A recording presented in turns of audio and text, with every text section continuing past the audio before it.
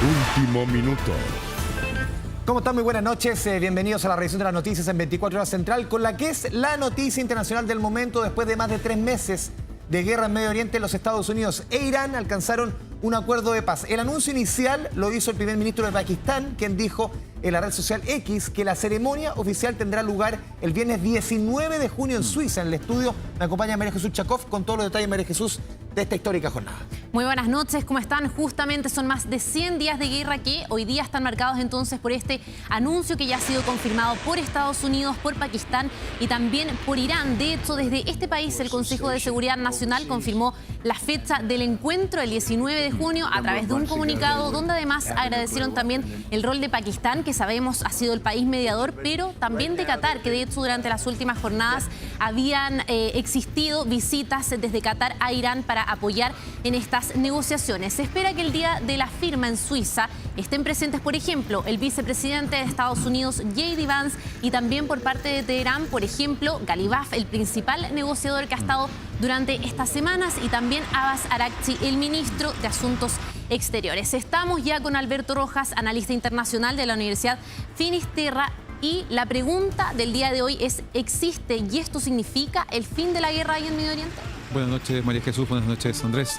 No, técnicamente lo que se ha anunciado es que se va a firmar un memorándum de entendimiento, que es un documento básico que define los márgenes dentro de los cuales se va a dar una negociación que va a comenzar una vez firmado por un plazo de 60 días renovables, en los cuales se van a abordar los temas más complejos que en este minuto no se han logrado resolver. Este acuerdo o este anuncio va a permitir la liberación del estrecho de Hormuz, ¿verdad? La libre navegación, el desbloqueo de los puertos iraníes por parte de Estados Unidos. Se van a evitar nuevas sanciones en contra de Irán, se va a negociar el levantamiento progresivo de las que ya existen y sobre todo la posibilidad de que Irán recupere el control de importantes cifras de dinero, millones de dólares iraníes que están en bancos occidentales congelados. Sí, Alberto, después me voy con el punto a punto de este memorándum de entendimiento, pero lo conversamos a la entrada del estudio. Todo esto pende de un hilo. Absolutamente. O sea, ya esta jornada tuvimos un ataque de Israel al Líbano que todos podían hacer pensar que este eventual acuerdo se iba a cualquier parte. Entonces, todo es muy frágil acá de parte de varios frentes. Aquí esto no pasa de declaraciones en este minuto. Posteriormente vamos a ver qué pasa de aquí al viernes. Todo esto está pendiendo de un par de alfileres. Sobre todo porque aquí hay varios aspectos importantes. En primer lugar, ¿quiénes van a firmar esto? Tú ya lo adelantabas, ¿verdad? Es muy distinto la firma por parte de un gobernante que de un vicepresidente o un canciller. El otro factor es qué se dice respecto del tema nuclear, que es fundamental.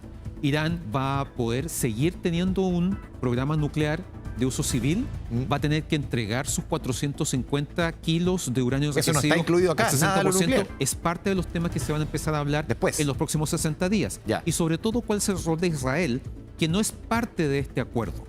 Y por lo tanto puede significar una situación inesperada, no controlada por el presidente Trump, que pudiera generar una crisis, un retroceso, el fracaso de esto.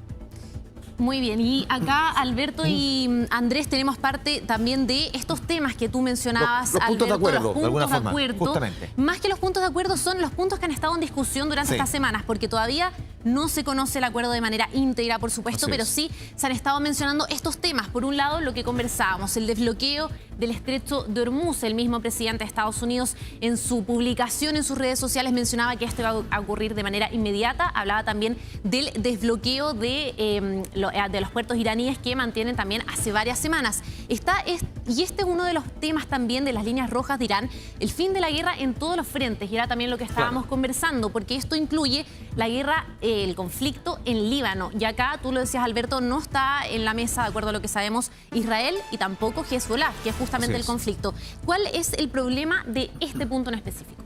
Que para Irán era un tema que no era objeto de negociaciones. Hezbollah es un estrecho aliado de Irán en Líbano. Es su mano en esa zona de Medio Oriente muy cercana a Israel. Y además la relación entre Irán y Hezbollah es muy antigua, data de comienzos de la década de los 80. Por lo tanto, que esto no estuviera involucrado en el acuerdo con Estados Unidos era de algún modo dejar abandonado a su socio histórico y estratégico. Israel. Por eso, o sea, para Irán, Hezbollah. Sí. Hay que recordar que aquí el conflicto es entre Israel y la milicia libanesa chiita pro-iraní de Hezbollah, no el gobierno libanés. Y de hecho, todas las negociaciones que hubo en ese aspecto fueron entre representantes del gobierno israelí y del gobierno libanés, que le exige a Israel la capacidad para poder desmantelar y sobre todo desarmar a Hezbollah, algo que es muy difícil porque el gobierno libanés y sus anteriores versiones son muy débiles. Hay que pensar que Hezbollah es prácticamente un estado dentro del Líbano, es un ejército más grande que el ejército oficial del Líbano. Entonces, para exigirle eso al gobierno libanés es muy difícil de poder cumplir. Sigamos con los otros puntos, María Jesús. Sigamos con los otros puntos. Está también lo que conversábamos, el programa nuclear iraní, y acá también está, por ejemplo, el tema del enriquecimiento de uranio, que es la línea roja que pone por otro lado Estados Unidos, y también está este otro punto que a veces ha sido menos conversado en los medios de comunicación, que es las garantías de seguridad y reparación por los daños de la guerra en Irán. Esto, ¿qué se sabe hasta el momento? ¿Cuál es la posición de Estados Unidos respecto a ese punto en específico? Se sabe poco hasta el minuto, probablemente es algo que también se va a negociar en las próximas semanas. Pero no hay que perder de vista que para Irán no es un tema menor, tomando en cuenta cuál es el nivel de confianza que puede tener con Washington. 2015 fue el año en el que el gobierno de Barack Obama llegó a un acuerdo, el acuerdo nuclear con Irán, acompañado con otras potencias como Alemania, Rusia, China, etc. Y que permitió destrabar el tema nuclear de Irán en condiciones muy claras. Se levantaban las sanciones, se permitía reactivar la exportación de petróleo iraní, pero a cambio de un monitoreo y una fiscalización permanente del programa nuclear iraní para garantizar que no avanzara hacia la construcción de un arma nuclear. ¿Qué pasó en 2018? Durante el primer gobierno de Trump, Trump rompe este acuerdo, reinstaura las sanciones sobre Irán, y entonces Irán dice, si Estados Unidos no cumple, yo tampoco. Y eso fue lo que permitió que para el año pasado Irán llegara a enriquecer uranio al 60%. Sí, Alberto, vamos con la segunda gráfica que hemos preparado, María Jesús. También tiene relación con quizás el punto neurálgico para el mundo completo, que es el estrecho de Hormuz. En el fondo, el efecto en la economía lo hemos visto en nuestro país, con el alza de los combustibles a finales del mes de marzo de 300 y tantos pesos, casi 400 pesos en el caso de las bencinas, más de 500 pesos en el caso del petróleo. Aquí circula en ese punto rojo el 20% del petróleo que se comercia en el mundo, Alberto. Ya lo habíamos visto para esta semana, lo han anunciado muchos expertos, que en nuestro país la bencina podría caer incluso más de 100 pesos por estos eventuales acuerdos o memorando como el que estamos viendo acá. En el fondo se venía anunciando esto y se ha visto en el precio del petróleo. Hoy día estaba revisando recién el precio del petróleo, cayó de $85 a $81 el barril, o sea, más o menos un 4 o 5%. Así es. ¿Qué se puede esperar? Hablamos al principio de esta fragilidad. Uno podría pensar, ¿esto ya pasó? ¿El precio del petróleo ya se va a revertir, ya va a retroceder y se va a quedar abajo?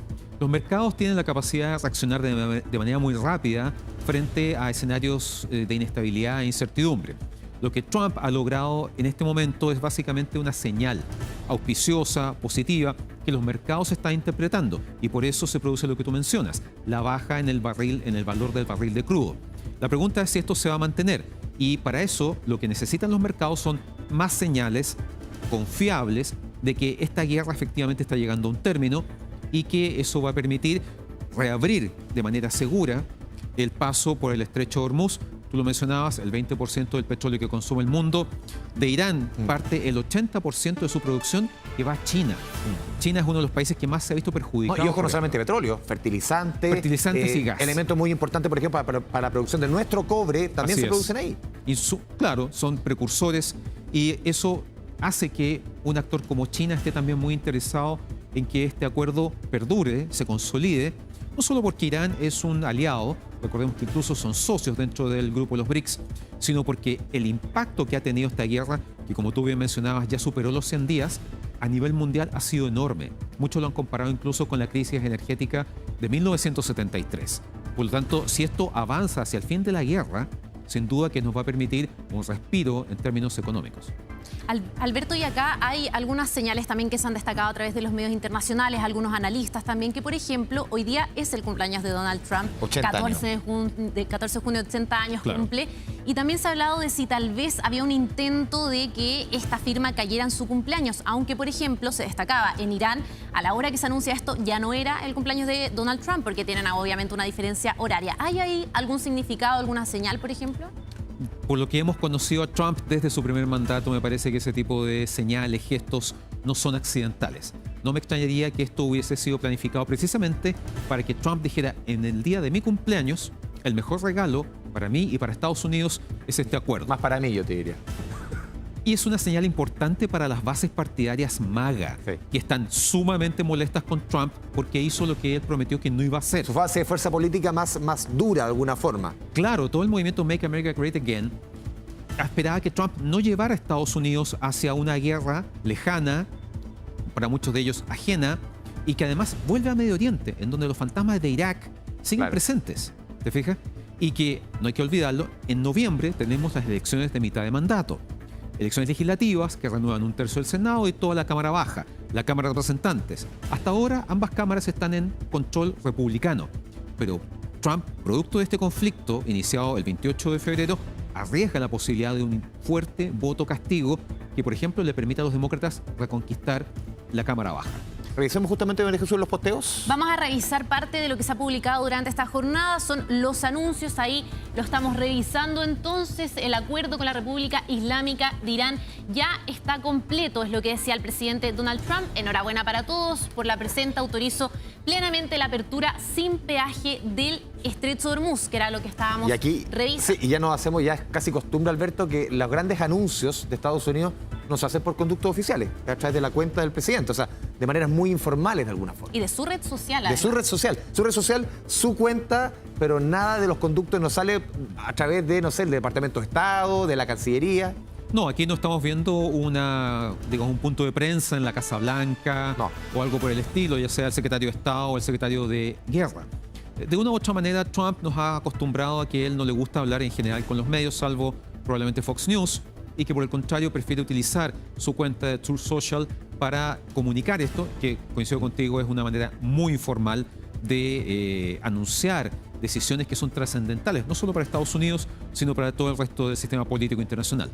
Tenemos también declaraciones que han llegado a través de la televisión estatal de Irán, donde primero vamos a revisar ahí entonces el tuit que hizo a través de X, en realidad el primer ministro de Pakistán. Dice: tras intensas conversaciones, nos complace anunciar que se ha alcanzado el acuerdo de paz entre los Estados Unidos de América y la República Islámica, y ahí confirma entonces esta fecha que ya está anotada en la agenda internacional, podríamos decir, el viernes 19 de junio en Suiza. Y además de eso, en esta misma publicación se habla de que durante la semana deberían existir reuniones. Y acá también otro tema importante es que se ha hablado que esta firma del acuerdo sería uno de los encuentros de más alto nivel entre funcionarios en 47 años entre Estados Unidos e Irán. ¿Eso es así? Es efectivo. Hay que recordar que desde el triunfo de la Revolución Chiita en 1979, que posteriormente condujo al asalto y la captura de la embajada estadounidense en Teherán, las relaciones entre ambos países han sido muy malas. De hecho, no hay relaciones diplomáticas y son otros países como Suiza los que representan los intereses estadounidenses frente al gobierno iraní. Entonces, sin duda que esa foto, esa imagen va a valer mucho, porque va a ser la primera vez en décadas que vamos a ver altos representantes de ambos gobiernos sentados probablemente ante la misma mesa. Alberto, ¿cuál es el flanco más frágil de este acuerdo? Uno podría pensar, no sé, Israel con el Líbano. ¿Cuál es el flanco más frágil? Y tú dices, esta tecla es quizás la que en cualquier minuto puede hacer que todo se caiga. Me parece que son dos. Efectivamente, incorporar el tema de la guerra entre Israel y Hezbollah al acuerdo le da fuerza negociadora a Irán. Pero si Israel, que no es parte de este acuerdo, reanuda bombardeos, ataques en contra de blancos dentro del Líbano, eso podría poner a Irán en una posición a la defensiva y decir, hasta aquí nomás llegamos. El otro factor es el futuro de su programa nuclear, porque en el fondo Irán ha invertido décadas en el desarrollo de esta tecnología que desde su vereda siempre ha dicho que es de uso civil. Occidente en general ha desconfiado de esa versión, y el hecho de que un propio informe de Naciones Unidas el año pasado, en el marco de la llamada guerra a los 12 días, confirmara que Irán tenía uranio enriquecido al 60%, demuestra que estaba mucho más cerca del desarrollo de un arma nuclear que de un reactor de uso civil. Para un arma nuclear necesitas uranio enriquecido al 90%, para un reactor de uso civil entre 4 y 5%. Entonces, Irán ya vivió la experiencia de una especie de traición por parte de Estados Unidos después del fin de este acuerdo firmado durante el gobierno de Barack Obama. Va a ser un desafío enorme para los negociadores que se van a hacer cargo en los próximos días de seguir avanzando en esto en un plazo de 60 días que son renovables. Probablemente el tema nuclear va a ser el gran punto, digamos, en donde va a haber más tira y afloja entre ambos gobiernos. Y hablando de desconfianza, justamente están las declaraciones que han llegado a través de la televisión estatal de Irán, donde habla el viceministro de Asuntos Exteriores. Revisemos lo que dice. Este memorando de entendimiento se alcanzó a pesar de nuestra total desconfianza hacia nuestros enemigos. No confiamos en el enemigo. La implementación de este memorando de entendimiento es de suma importancia. Contamos con planes específicos para supervisar el cumplimiento de los compromisos de Estados Unidos en virtud de este memorando. Ahí entonces son parte de las primeras declaraciones que llegan sobre esto, Alberto. ¿Qué te dice a ti este tipo de declaración que llega desde Irán, que habla justamente de desconfianza respecto a Estados Unidos? Que Irán probablemente le va a exigir a Estados Unidos pruebas concretas de su compromiso. No solamente un documento, que eso al final del tiempo puede convertirse simplemente en papel mojado. Irán va a exigir que efectivamente Estados Unidos concrete cosas como levantar las sanciones vigentes, no imponer sanciones nuevas, permitir la liberación de todos estos millones de dólares iraníes que están congelados en bancas occidentales y sobre todo las garantías de que las fuerzas navales que están en este minuto en la zona del Golfo Pérsico probablemente se empiecen a replegar. Hay que entender que esta es una guerra muy particular, en donde si bien el país atacado, que es Irán, ha sufrido enormes daños en infraestructura, sobre todo vidas humanas, aquí el país que está saliendo más fortalecido es Irán, porque ha resistido más de 100 días una guerra que Estados Unidos no ha podido saber cómo terminar. Pero recordemos que ahí buscó múltiples opciones, incluso probablemente la conversación de Trump con Xi Jinping durante su visita a China hace algunas semanas, apelando a China como un intermediario que tiene injerencia sobre el gobierno iraní. Esto va a ser muy complejo, precisamente por la desconfianza mutua. Y sobre todo las elecciones de medio tiempo en Estados Unidos pueden hacer que Estados Unidos o Donald Trump quiera lo más rápido posible llegar a un acuerdo. Es subjetivo, sí. Es subjetivo, no solamente por un tema de popularidad, sino para tratar de que el daño a su apoyo no sea irreversible.